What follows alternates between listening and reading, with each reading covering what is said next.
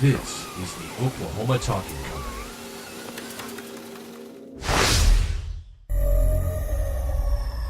The following program is a production of Destiny Creative.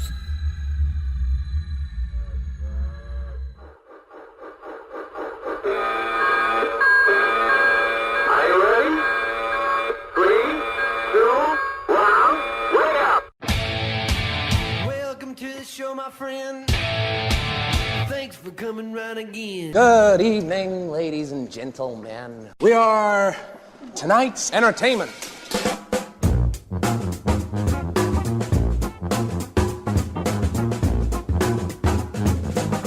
Okay, everybody ready? Yeah, you know, like I got some fresh ideas, you know? What's shaking, cats and kittens? Welcome to the OKC Show. I am your host, Jason Baffrey, and we are happy to be back for show number 2 of the OKC Show, the program that is all about the cool and interesting people that make up the Oklahoma City area. And we will talk about a little bit of everything throughout the course of the program, not just tonight, but in all of our upcoming shows. We had a great guest for our first podcast in Daniel Gordon. If you have not checked out that show, please download it from our website. And of course, the website is okcshow.com. You can find us on Twitter at OKCShow.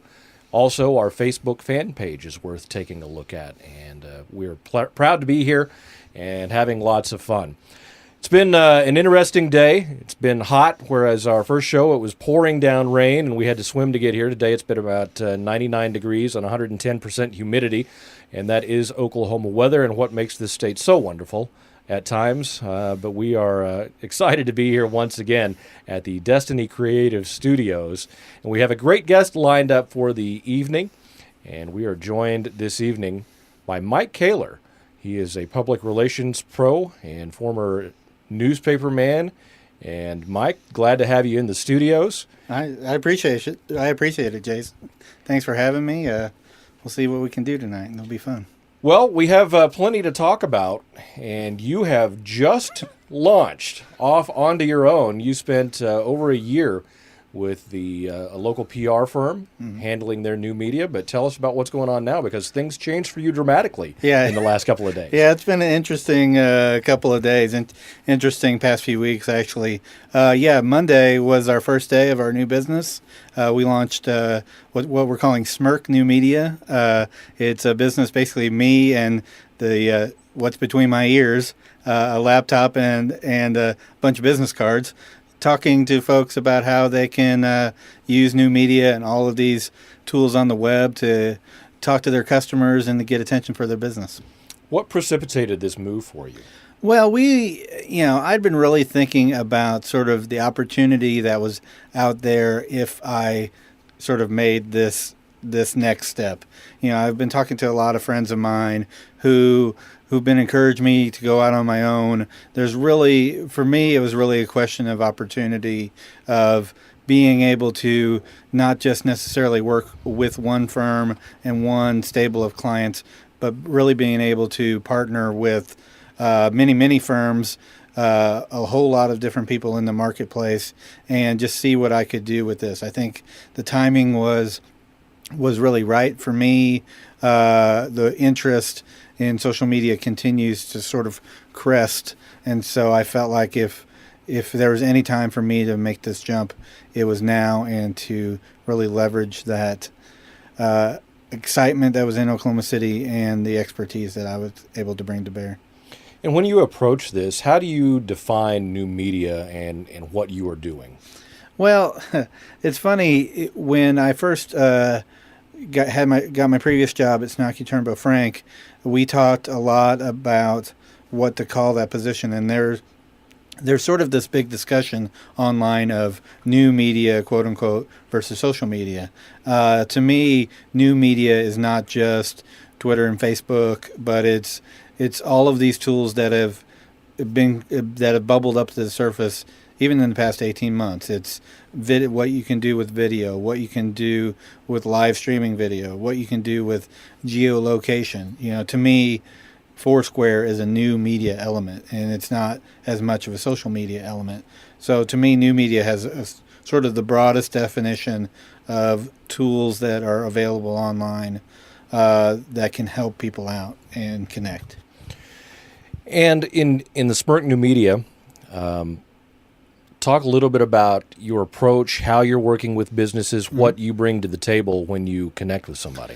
Well, I'm trying to draw as much as I can on both my experience working at a professional service firm and what I learned in 15 years in the journalism business. Most recently, when I was the multimedia editor at News OK. So what I'm focusing on as far as services go is being able to help your business connect with people online using these tools. But we're also pitching a lot of sort of content management, and that might sound boring to people, but for me it's being the person that bridges the gap between a business and their website, as far as figuring out what words am I going to be putting out there, what am I going to be sharing with people, what do I know that's going to bring value to people. Because like I wrote in the blog this morning, a lot of people take that leap into the online world.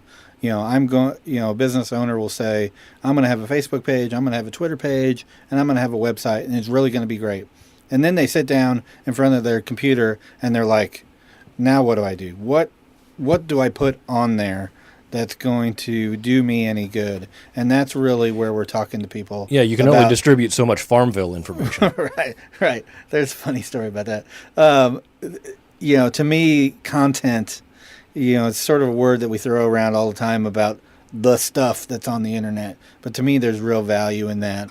And if you get that right, if you get that idea of sort of what do I, Jason Baffrey, have in my head that will draw people, if you can figure out what that thing is, then that's going to determine a large part of your success that you have online. I can tell you right now, I'm nothing but an empty shell and a couple of golden pipes. That's about it. So, starting a new business with the current state of the world, the economy, I mean, you're with a successful local firm, and I don't know all the details on STF, but probably one of the larger PR firms in Oklahoma. Has to be kind of not a cush job, but a certain amount of security there. And then you decide, now's the time. I'm going out on my own. That must have been a difficult decision to make in some ways. Yeah, it really was. And, but, big risk, big reward, sort of what I convinced my wife of. But to me, I'd really been very diligent about building up a brand in our community.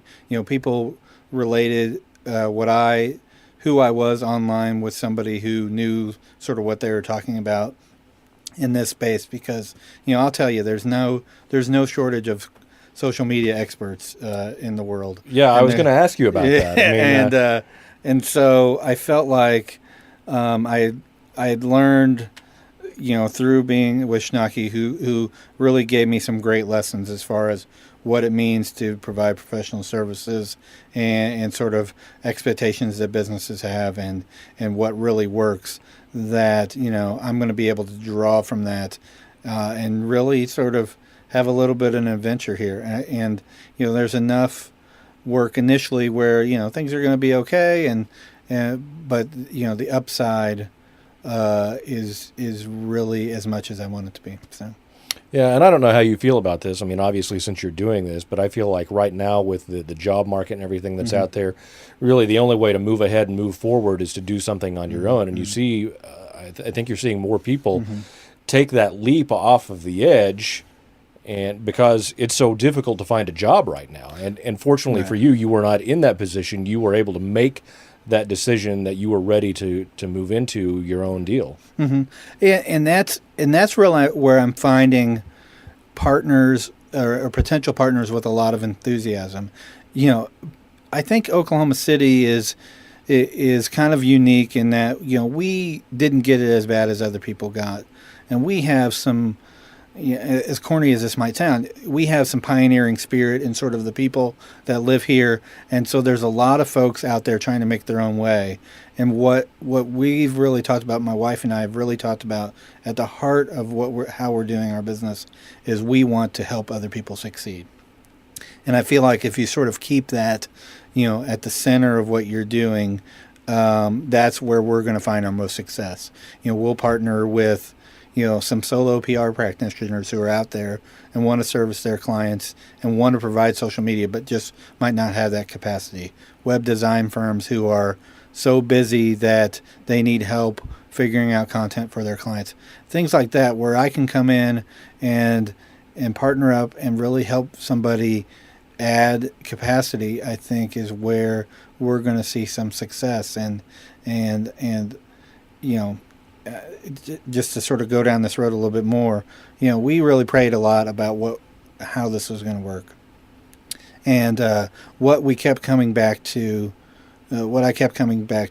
was that I had developed this network of people online that, to me, were really flesh and blood folks. Were people I've had lunch with, people I've hung out with, people whose brain I've picked about various subjects.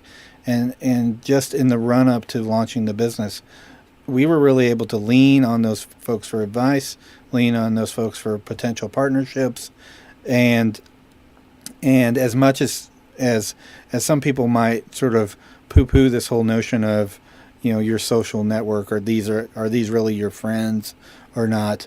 To me, I wanted to walk the walk and say, yes, if you do this right, your social network can really help you out in ways you really can't imagine, and that's what the business that we're getting initially is really a testament to that. Well, that sounds great, and I guess the most important part is you have figured out a way to be able to make a living doing that. And well, yeah, knock on wood. Yeah.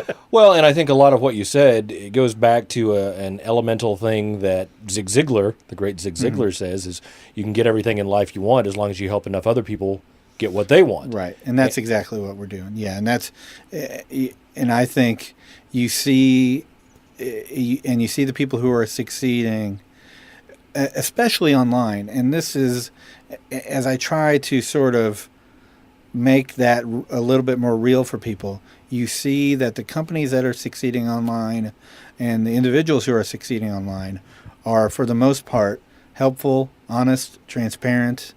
I can do the whole Boy Scout code for you.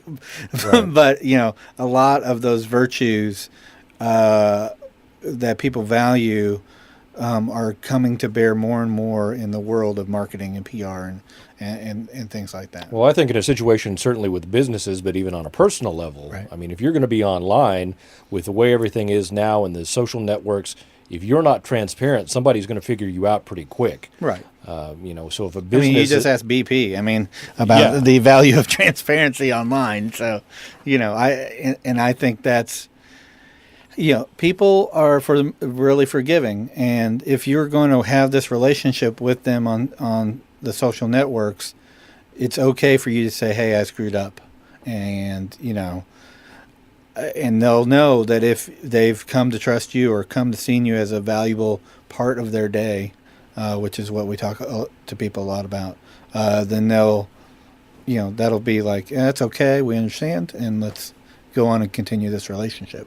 Let's talk a little bit about, you brought it up earlier, the plethora of social media experts that exist out in cyber world. It seems like every time there's a new follower or you find somebody new, there's for every one there's 50 more social media experts, or at least claiming to be. That's a pretty thick market to be involved in. Yeah. What are your opinions on that? Well, it's interesting because it's really become sort of a punchline online. I mean, social media consultants are the used car salesmen of the internet. And it's hard for me because I feel like this really grew organically for me. I didn't just wake up one morning and decide, hey, this is what I want to be when I grow up. But it really grew from my experience at the Oklahoman and being sort of the guy who could find stuff out on the internet.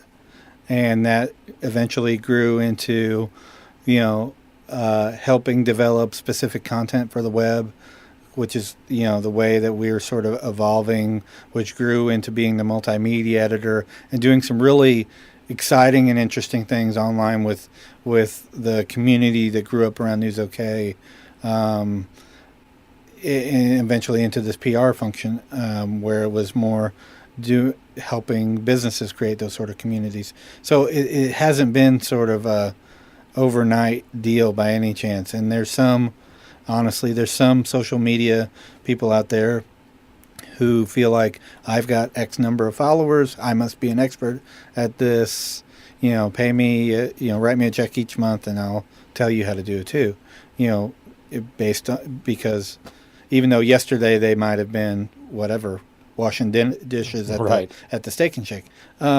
So for me, the burden's sort of on me to differentiate myself from those other people. And I feel like that's really where the personal branding has come in, and that they don't see me as sort of money driven. They don't see me as just regurgitating whatever I've read online, but really drawing on my experience both inside the media and hearing pitches and seeing how things have developed on that end, to being on the outside, pitching to the media, and seeing what works in the other direction. And at least in that way, I feel like I'm unique in the market, and there's some space between me and the other folks doing this. And you've kind of walked both sides of the street. You graduated from Missouri State University and got your start early at the at the Springfield newspaper, working the beat, I assume. Well, my dad was a newspaper guy, and he worked at the paper in Springfield, and so I sort of grew up being around the newsroom and always found that interesting. I have a fair amount of writing ability. So basically, after I got into college, I went straight from working at McDonald's to working in the newsroom, answering the phone, freelancing stories, and sort of grew up writing sports, doing sports mostly, and that's sort of how my career evolved. I was a sports guy. It was an easy way to earn $50 a week to cover a high school game, and then it sort of grew up around that. So.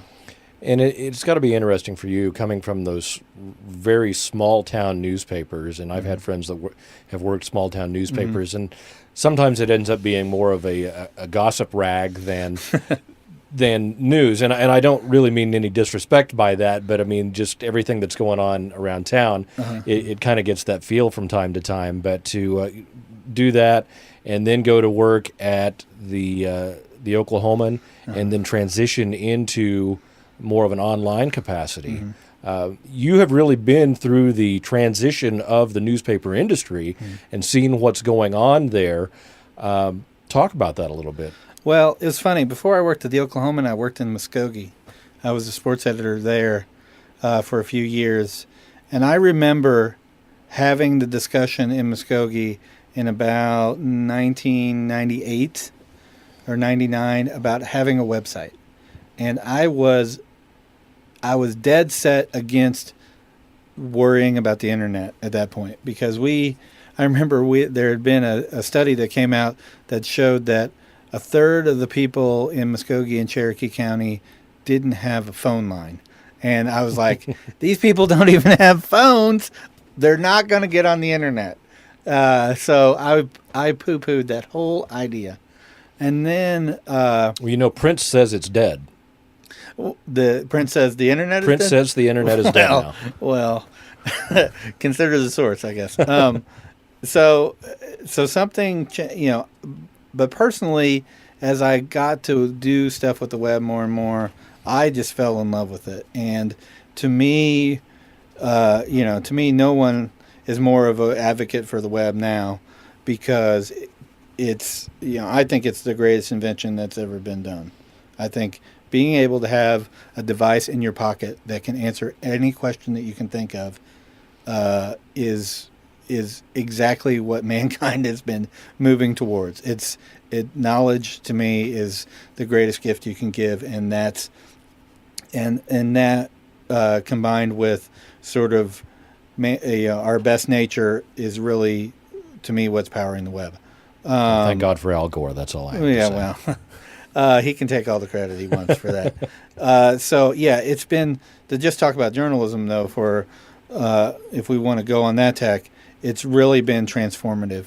And what, to me, is one of the key things is that it took the decision of what was important out of the hands of a very few people and gave it back to the hands of the readers and the consumers of that information. Because up until when you could look at a website and see the ranking of the stories that had been read, you were always playing a guessing game of we think people are interested in this. And those conversations happened every day at every newspaper I'd ever worked in. The people who worked at the paper, and God love them, they were well-intentioned, would sit around the table and pick what they thought was the most interest to the people in their community, based on sometimes nothing, based on sometimes hunches, based on focus groups rarely, but never sort of, the raw numbers were never there. Unless you were standing over someone at their breakfast table when they were reading that paper in the morning, you could never know if you did it the right way. And I think the web, as well as some metrics and sort of more of a business sense about people in newsrooms, have changed that now to where we're giving people what they want at last. The conflict comes where people don't want to let go of that power that they've had, and a certain segment of people working in journalism don't think of themselves in a business sense, and don't think necessarily popularity of content is a good thing. So it's sort of we're going to give you vegetables because you need to eat your vegetables. So that's where the conflict is going on in newsrooms. Do you not see it as a bit of a double-edged sword, though, especially for a guy that grew up as a journalist writing for a newspaper, and now you have a business doing this, and you've been a professional about it. But by the same token, somebody who just quit working at McDonald's, or maybe is still working at McDonald's, can have a blog that, they may not have the knowledge, the writing skill, but they may have people that want to read what they write. I mean, it's kind of opened the market up for anybody. Sure. Same way with reality television. And coming from a television background, I get very frustrated in turning on the TV now and seeing that it no longer, from my standpoint as somebody who has hosted TV shows and everything, now you don't even have to have any broadcasting experience to be on a lot of shows, much less, I can only imagine what the writers who have written, some of the most successful crime dramas or law dramas, comedies, those shows have been pretty much wiped off the slate for reality programming. Well, I think I think it's all going to be, there's a little bit of elitism in all of this. And I think the journalists who write about bloggers who sit around in their pajamas blogging are doing that a little bit out of fear, because, just like I talk to businesses, my opinion is that everybody has some expertise. And the guy who lives next door to me who has a blog about, the latest episode of SpongeBob SquarePants might not be valuable to me, but my 10-year-old who wants to read about SpongeBob SquarePants, or just insert whatever you want to in that. Right. Model railroading, gardening, anything that this guy might do is going to have some value to people, and that's where journalists, for the most part, who've had to spend their lives as sort of generalists, might not understand that, but just like me in a very specialized sort of business, if I can get a handful of people to value my services, I can make a good living out of that. If that blogger can get 100 people 200 people to read his blog all the time, then that's a success. It's like it's very much going to niches. It's very much going to very specialized content online, and so it's hard for the mass media to sort of grasp that and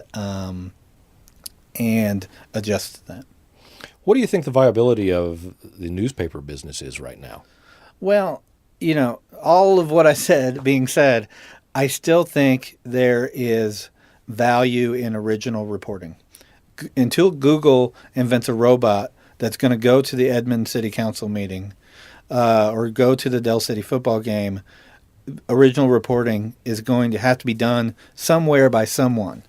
It might end up being done. It might be done by, instead of a big company, it might be done by two bloggers who have a blog dedicated to Dell City. It's just going to have to come from somewhere, and this is sort of the fracturing that we're dealing with right now from sort of this, the conversations we had in the newsroom was this discussion of mass versus class. Are we going to continue along this road and be a mass medium where we're trying to get stories out there that appeal to as many people as we can? Or are we going to tailor our content to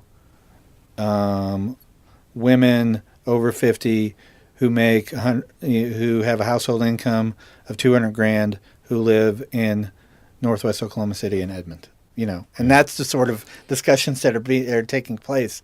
And if the mass media can't service that particular audience, then there might be a blog or someone online who does that for them. But do you think, a piece of paper that you hold in your hand, is there any life left in that? Or we talk about content, you can find everything that you want for any kind of content on the web, and most newspapers now have a website, and they're delivering their content there, and it's obviously easier to load it up.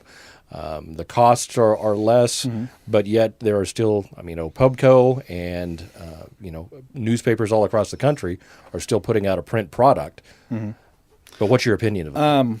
Well, I just think that it's not part of someone's day anymore, and that's where eventually I think the print product is going to go away. Because if you think about it, the first thing I look at when I wake up in the morning is my phone. I check my email, I check my social networks, and I might, read some news content on there, New York Times or News OK or what have you. And that's the last thing I look at when I go to bed at night, because it is fluid, it is dynamic, it is new, and everything. And, frankly, the print product is a relic of age that we don't live in anymore. You're getting things that are at best 12 hours old in the print product. And I think there's some space for some really, great, well-written analysis and that sort of piece. I love to read the Sunday sports section after an OU football game. I love to see what Barry Trammell has to say. I love to sort of, take that all in as an event. But I think if you look at, I'm an anomaly. I'm 37 years old, and if they stop delivering the paper to my house every morning, it really is not going to affect me. I might not get the coupons on Wednesday. Right, I'm the same way. But it's not going to change my life significantly. It's not going to change my news consumption because there's still a place for me to get that. I think anyone younger than me, hardly any of those people get the paper. It is very rare. The numbers and the demographics are just not with them to support the print publication. This is a business. And again, I love all of these people, and it's something that's really near and dear to my heart, the whole business. And for a long time, the goal of my life was to save this thing, and I knew that was untenable. But this is a business where literally its best customers are dying. The average age is over 50, and in 10 years, a lot of those people just aren't going to be around, and there's nobody coming up behind them to replace them as as 7-day-a-week home delivery subscribers. And so, and then you got to look at sort of the bottom line of it, where, increasingly it's going to be for papers that it's going to they're going to lose money for every truck that they send out and put that on somebody's doorstep. Yeah, absolutely. Can you believe how it has changed over? I'm just a couple of years older than you, although I look about 10 years younger than you do. Yes, you're a handsome man. But I mean, in our adult lifetime, I mean, the change that has taken place with media and the growth of the internet, I mean, it's unbelievable to me when I sit down and think about it. Well, yeah, I mean, when we were kids, in the 70s and 80s, I had 5 channels when I was a kid. I can remember when, and I'm sure Yeah. you can too, TV went off. I mean, there was no, at midnight, Well, yeah, you're yeah, done. exactly. It They was went like off. The Star they played the Spangled Star Banner? Spangled Banner, and they showed the jet. I remember that like it was yesterday, but then I also remember when we got the box for our cable. Yeah. And I remember when people were talking about digital cable, and I remember logging on bulletin boards when I was a kid. When sort of the first things on the web were these BBS message boards that you would get on, and I still remember to this day when a few people I knew from a message board online in 1987 were all going to go bowling one night together, and I told my mom, I'm like, hey, I'm going to meet these people that I know from the computer.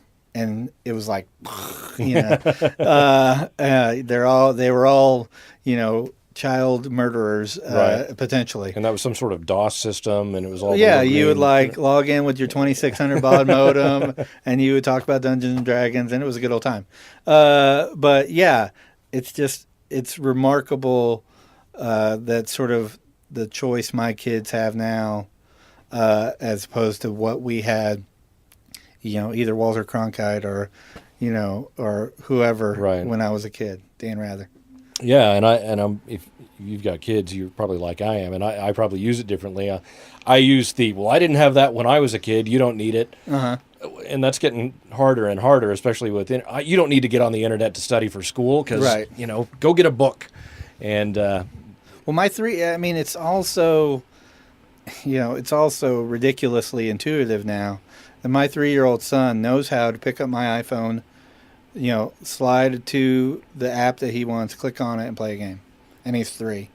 And That's amazing. my son, who's 10, knows that if he has a question about something, it used to be sort of, Beaver Cleaver would ask Ward Cleaver, why is the sky blue? But now my son, who's 10, knows that he can get on Wikipedia and pretty much find out the history of anything that he wants to, and have that sort of thirst for knowledge quenched. well, with my kids, I had a good thing going because they would if I would say a word that they didn't know, I would say go look it up, go get a dictionary and look it up. Well, our middle daughter got an iTouch recently, and so she has dictionary on there because Yeah. she saw it on my iPhone. So now she won't even go look it up. She just pulls out the dictionary there, which is good. She's still looking it up, but I kind of like that little extra. You go to and open the book up and look it up. Right. Well, I'm sort of new school like that. One of the things that I was notorious about at the Oklahoman was I went around one day and threw away everyone's phone book. Because I was like, we don't need these anymore. And they're like, oh, it's a phone book. I'm like, dude, call Google. If you're going to live in this world now, we need to be able to look stuff up on the web. So. Yeah, it's amazing how much has changed.